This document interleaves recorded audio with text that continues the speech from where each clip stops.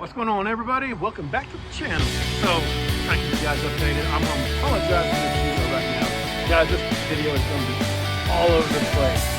Man, I butchered it, I chopped it up, I missed parts, I deleted videos, but I'm gonna try to do the best I can to kind of get you guys up to speed from start to finish on my firewall here. So let me get this camera turned around and we'll show you. All right, welcome back, guys. This is what I got going on. So Vinegar is going to go here. One thing that I can't stand is when people do these nice fancy engines in their car, they leave the firewall garbage unpainted. The frame is unpainted, got a nice engine in here, nice radiator and everything looks trash. So what I'm going to do, that's my biggest pet peeve. I'm going to clear this off. I'm going to get rid of all the sealant that they put in there. I am going to paint this. And this ugly thing here, I see a lot of people doing the Vinegar. They just go ahead and just drill it, hang the hoses, and call it good. I'm not going to do that. So what I'm going to do is I got this kind of mounted up in here. I'm just going to scribe right alongside here. I'm going to cut this out, set that in there, and then I'm going to stitch weld it up, grind it smooth, and it'll be nice and smooth. The only thing that you're going to see is the hoses that are coming out there. So stay tuned. Alrighty, face turds, back at it again. Tell you what, when I bent this myself, my friend Shump yesterday, not too bad. I tell you what, not too bad for a rookie, man. Not too bad. That's got to splice that piece in right there. But this here does not belong here. This tapers off, just like that right there. So this is my finger in here. So this just runs flush. So I'll nick that off there, kind of see if I can't blend that into, so that's not stepped out. But yeah, that's it, man. I like it. Alrighty, well, I think I'm about done for the day. Enough grinding, enough welding. It's getting closer. Never said I was a welder. I knew I was a grinder, but you know what? I'm doing it myself. First time, so here we are. Stay tuned for more. All right, everybody, I'm back at it again. I am doing some rust treatment. The frame is everything that I can do so far to the frame. I've got a stopping point because I did run out of welding rod. Let me get out of the sun here. I did run out of welding rod, so I got to get some more. Let me show you what I am at right now. We're at. That is kind of, it's roughed in. I do got some welding primer around that because I'm going to go back over that when I get more welding wire. Anyway, enough of that. Let's go on the inside. So on the inside, I've got, we know that my heater core had leaked. This is the result of it. And what I found right here is some rust dissolver from Rust-Oleum. Watch some videos of this stuff. It looks pretty good. It seems to be all right. I'm not going to cut the floor out because, you know, this is still good. I do got a little hole right here, and I got another hole, right there. That can be fixed. So the idea is, the way that this works is to get the floor wet. Well, obviously you want to grind it off. To get all the loose stuff off, wet the floor, lay this on there for 5-10 minutes. You got to cover it. That is why the plastic's there. So I'm going to cover it for about 10 minutes and then power wash it off and see what happens. This side here, let's go to the other side. So let's come to the other side. This is the driver's side. This leaked because of that lip right there. I don't know if you can see it where it's pinched up. They never did seal that when they put the windshield in, and resulted in this mess right here. So I am going to pull the window and hope to hell that this isn't rotted. If not, I'm gonna have to bend some pieces and make me a new channel. So anyway, this is not that bad. I think this is going to come up nice and clean. And because I did watch some videos of some light rust, and that stuff right there, that should come clean. Fingers crossed on this one here. So let me get this prepped up. This plastic here, I am just going to cover this off right here because I don't want this all nice and sopping wet. So I'm just going to lay this over, and then I am going to cut a couple pieces for this here and that there. So let's get that going. This is what's going to look like. Got my little mats laid out where I'm going to lay this down, let this soak in. The plastic is just to keep the chemical from drying out. So they just want to kind of let it in there and let it soak without it evaporating. So there is the other side right there. And this is here. So let me, oh, by the way, yeah, I got my tent up because, man, it's hot here in Texas. Woo, already. There's my power washer. I'm gonna get this thing fired up and get the spraying. All right. It is down. It's more liquidy than I thought, but no big deal. I do smell it. It is kind of strong, but it is sitting there and it's just soaking. So man, we're gonna give it about 15-20 minutes and see what happens. All right. It is down. It's more liquidy than I thought, but no big deal. I do smell it. It is kind of strong, but it is sitting there and it's just soaking. So man, we're going to give it about 15-20 minutes and see what happens. All right, so after letting it sit for about an hour and a half, because I knew it was really bad, I think this stuff here is really meant for the light stuff.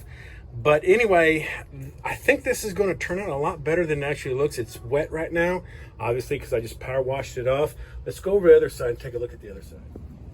So going over to the other side, I really don't know. I see some lightness right here where it kind of came through, kind of ate. So I may have to do a second one. I'm just going to blow this off, let this dry overnight. I kind of goofed because I should have done this like on a Saturday or Sunday afternoon and let it really get hot, because I don't want this to flash rust again. So, but I mean, it is what it is. So let me blow it off and let's do a video in the morning to see what it'll look like. So, but I think that side's going to turn out pretty darn good right there. So, but I went in and power washed the dash off, and it's coming around.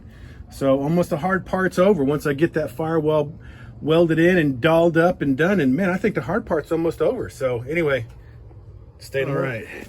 24 hours later, it is looking a lot better. Everything's all dried up, nice and crispy. That did a really good job down there. I think this stuff is more meant for the finer rust and a lighter rust. If you have lighter rust on your car, let it sit for about, an hour, and that's what it's going to come out to be. So that's a lot better. This didn't turn out too bad.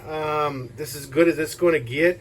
I did take another wire wheel back to it, and hardly any of it came out. So I'm just going to go ahead and treat this, and what I have is this here, POR 15. I bought this a while ago, and I used the paint. So I have a degreaser here and a metal prep. I'm just going to use this as a metal prep. This is a etching deal to neutralize it, and then I'm going to put some Rust-Oleum oil-based paint over it. So let's get this started here. Moving on. That is clean as I'm going to get it. I took a wire wheel to that, got that knocked down just a little bit more. Did a little bit more right there, and I am fixing to seal this forever. I'm going to use, I like this stuff here, the oil-based Rust-Oleum. It's an enamel paint. I did use this on the bottom of my Nova, and man, after 5-6 years, man, it's great. This thing drives solid, but man, I don't have any problems with it. It is super cheap. So gloss sand is going to close as I can get to this here. So here we go. Well, I got her painted, got a nice good coat on there, and it is looking good. I can't believe how well this damn near matched up, man. I mean, I think if it was fresh, you almost really couldn't tell. So again, this is the Rust-Oleum oil-based paint. Man, once this sets up, baby, it's done. It's good as gold. So I am going to come back and just hit these edges here. I do got some caulking in there that I need to get out of. But yeah, that's it, man. It's looking good. Let that dry for a couple days, and here we go. Air conditioner's going in next, man. What's going on, everybody? Welcome back to the channel. So I'm trying to keep you guys updated. I'm gonna apologize for this video right now, guys. This video is going to be all over the place, man. I butchered it, I chopped it up, I missed parts, I deleted videos, but I'm gonna try to do the best I can to kind of catch you guys up to speed from start to finish on my firewall here. So let me get this camera turned around and show you. This is what we got so far, as you can see in the beginning of the video. And I don't know why my flashlight's on, but nonetheless, that's all smoothed over. That's going to look good. Only hole I have is right there and right there. That is for my vintage air. Only 2 bolts, believe it or not, to mount that thing. So again, air conditioning, heater hose. That was the hole for the fan to go in. That is now blocked off, so this is going to be all nice and smooth. I'm going to do everything nice and smooth. As you will see in the video, I had a gaping hole right here where the heater core leaked, and all the way down here. So anyway, let's go back inside. Let me show you the final product. What I did is, ta-da! As you'll see in the video, the before and after, My floor pan was all rotted all the way, especially this one right here. That's just body dust because of the holes. So Rust-Oleum, this stuff is amazing. Let me show you. So this is the stuff that you want to use, the Rust-Oleum. This here is a gloss sand, and actually look at that, that's almost a damn near match. I couldn't believe it. 30 bucks. I love this stuff. Once this stuff sets up, let me tell you, this stuff is hard as rock. Now look at this here. This is water that actually seeped in from the firewall. It's just sitting here. This is waterproof. This is not going to go anywhere.